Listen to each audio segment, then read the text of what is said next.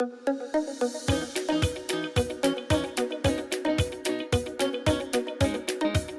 I'm Tracey. Hi, I'm Lynne. We're CBT therapists for the Cheshire and Merseyside Resilience Hub, and we're speaking today about positive and negative behavioural responses. In CBT, we know that the way that we think and the way that we feel can impact on how we behave and what we do.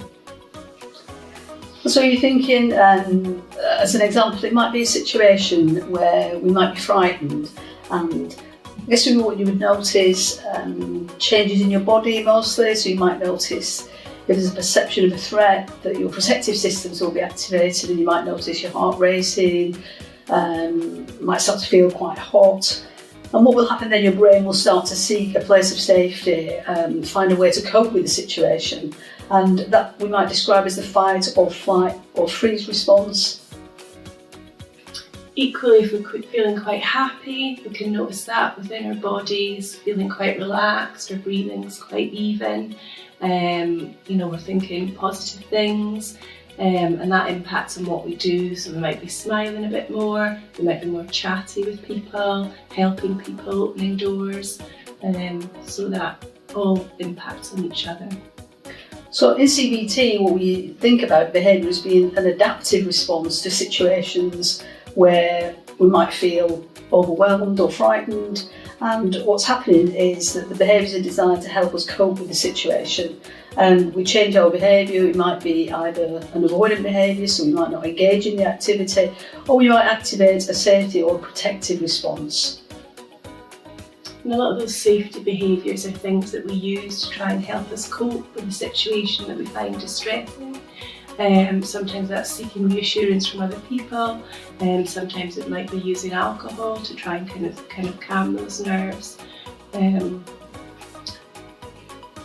then the alternative to that is where we have what we might describe as avoidant behaviours, where we actually actively decide not to engage in the activity or a situation because we might feel it's too difficult for us, or actually it's too distressing. We feel physically and emotionally overwhelmed by the situation. And we can think about different behaviours as being healthy versus unhealthy. So healthy behaviours might support us to do things that we find a little bit distressing or a little bit difficult. So if we may be anxious about going somewhere, we might bring somebody with us just to show us where to go, and that's a healthy behaviour because it doesn't cause harm to anybody else. Unhealthy behaviours typically are behaviours that sort of tend to help us cope, but there might be harm involved. So where maybe having a glass of wine to help us relax before we have a conversation with someone might be seen as healthy and helpful, but if we're doing that all of the time, this is when these healthy behaviours can start to become unhealthy and turn towards harmful behaviours. And so an example might be when we start to rely on these behaviours that started off being healthy, but we find we can't undertake the activity or be in the situation without that behaviour, without that protective response. Thank you for listening to our session today. I hope you found it helpful. There's 37 videos in total looking at different elements of thoughts, feelings, behaviours and physical responses to distress and discomfort. We hope you find some help from them.